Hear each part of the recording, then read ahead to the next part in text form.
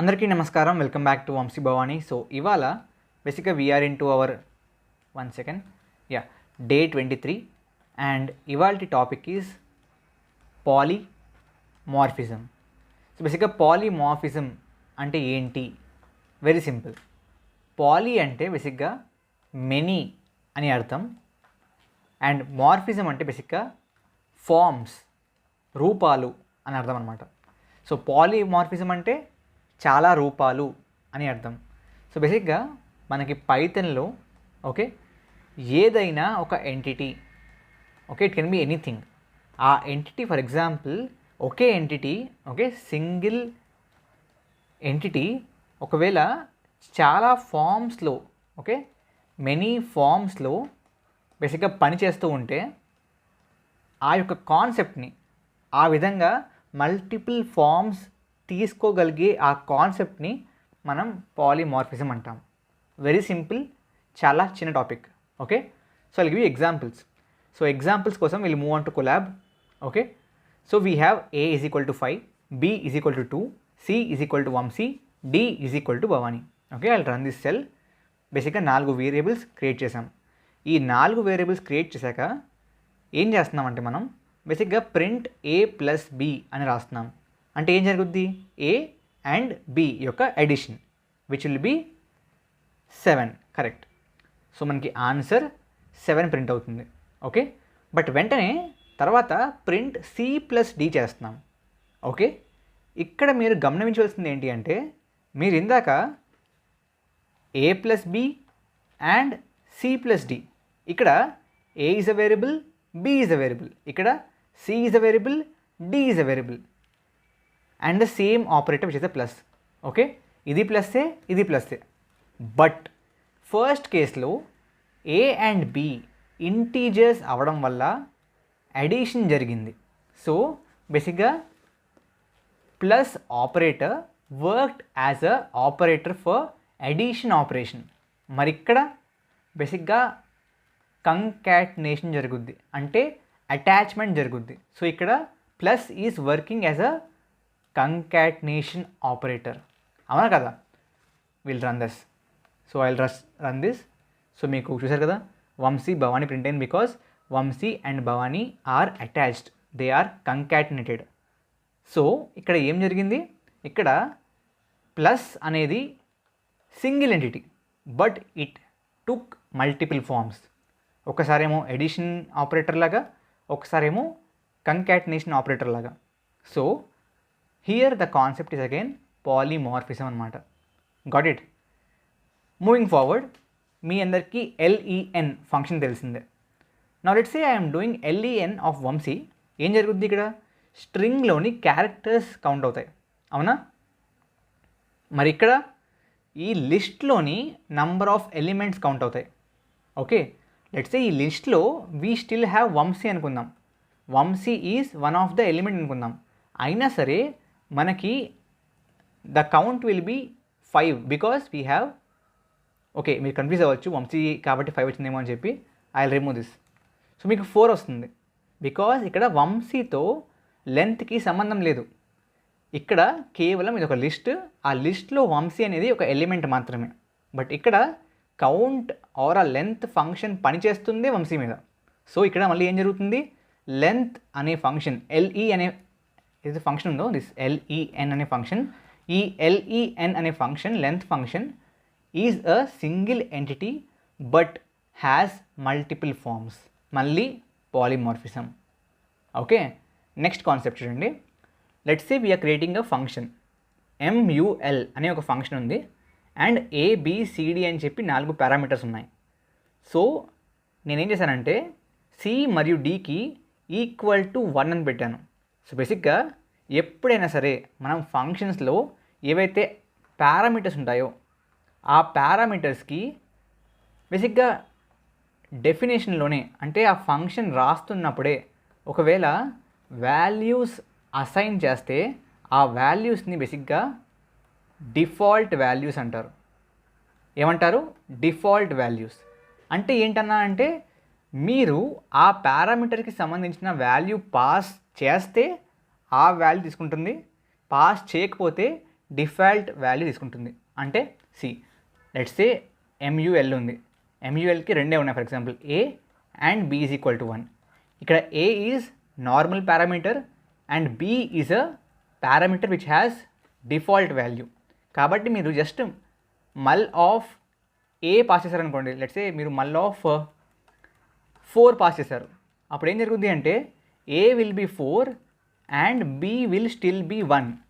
But మీరు మల్ of 4,5 pass చేశారనుకోండి, అప్పుడు A is equal to 4 and B is equal to 5. So ఒకవేళ ఏమి ఇవ్వకపోతే బై డిఫాల్ట్ వాల్యూ ఇది, ఏమైనా ఇస్తే ఆ ఇచ్చిన వాల్యూ, ఆ విధంగా పనిచేస్తుంది అనమాట. సో ఇక్కడ వీఆర్ హ్యావింగ్ మల్ అనే ఒక multiplication based function. ABCD C and D have default values. So నేను print A star B star C star D అని చేశాను. ఓకే, రిమెంబర్ C అండ్ Dకి వాల్యూస్ ఇవ్వకపోయినా, పారామీటర్స్ పాస్ చేయకపోయినా బై డిఫాల్ట్ వాటికి values so. సో నేను దీన్ని రన్ చేస్తాను. రన్ చేసి మల్ ఆఫ్ 2,3 కాల్ చేశాను అనుకోండి, ఏమవుతుంది? Obviously C and D are 1 కాబట్టి 6 ప్రింట్ అవుతుంది. ఓకే, నా let's say I'm calling mul of 2, 3, 4 exactly, because C ఈసారి 1 కాదు, పాస్ చేసాం కాబట్టి C will be 4. So A is 2, B is 3, C is 4, multiplication will be 24. And ఇక్కడ ఈసారి Dకి కూడా వాల్యూ ఉంది. So A is 5, B is 2, C is 2, D is also 2 కాబట్టి 40. సో ఇక్కడ అగైన్ ఏం జరిగింది? ఫంక్షన్స్లో పాలిమార్ఫిజం జరిగింది.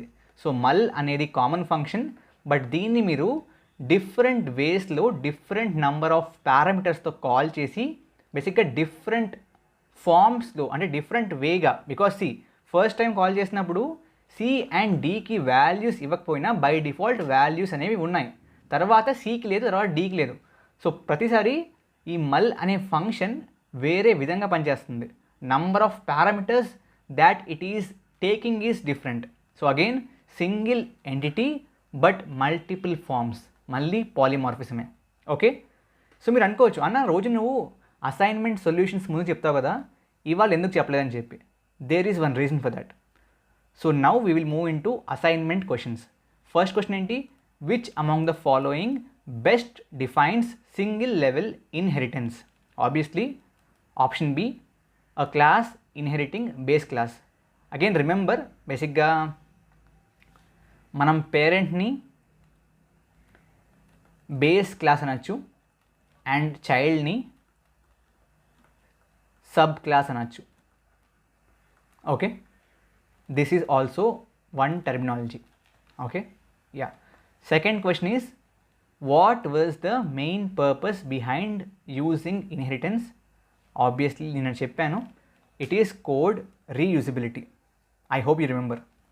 థర్డ్ క్వశ్చన్, సో దీనికోసమే ఇవాళ నేను అసైన్మెంట్స్ అనేవి లాస్ట్లో డిస్కస్ చేస్తున్నాను.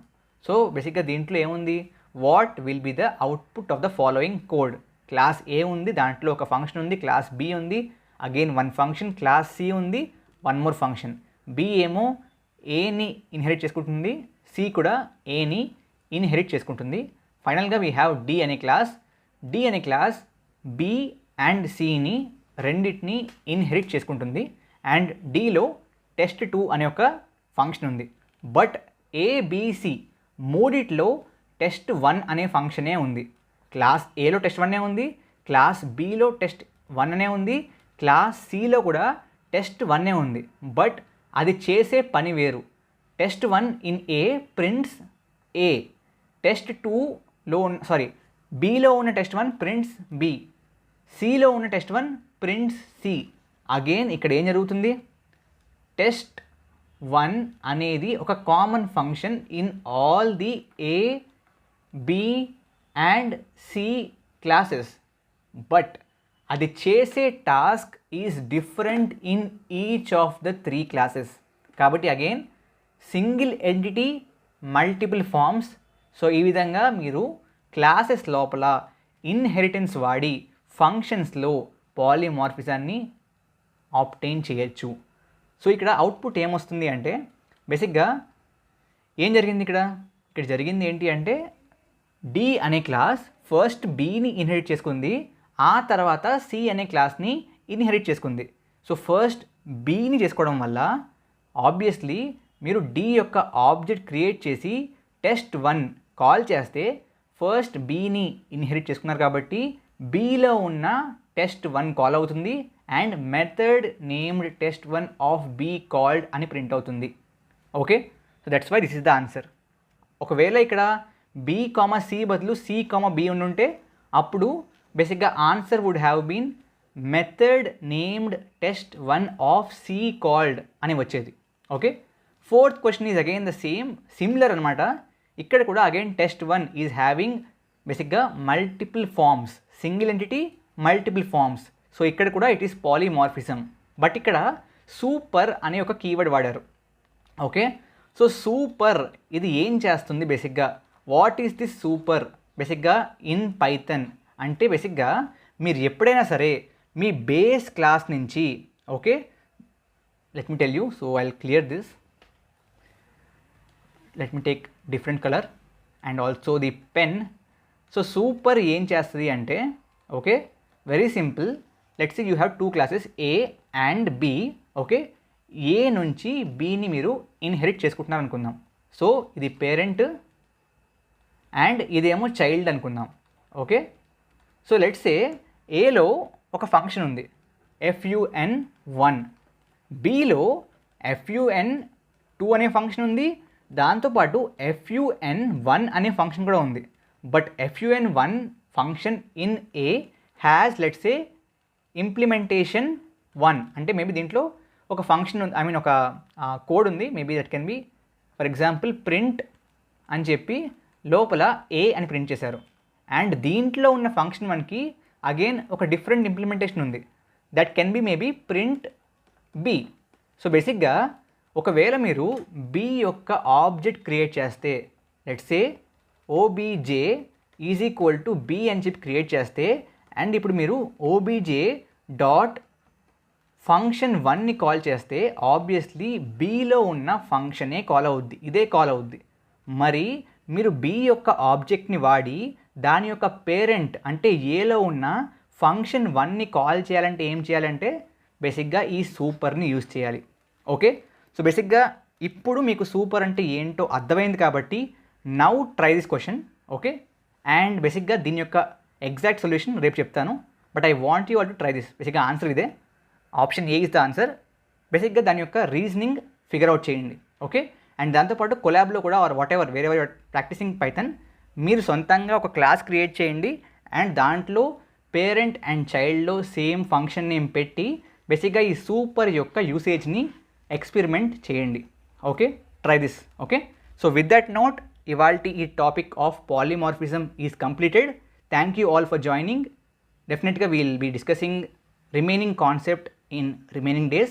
Until then, thank you very much for joining. Jai Hind, Jai Bharat.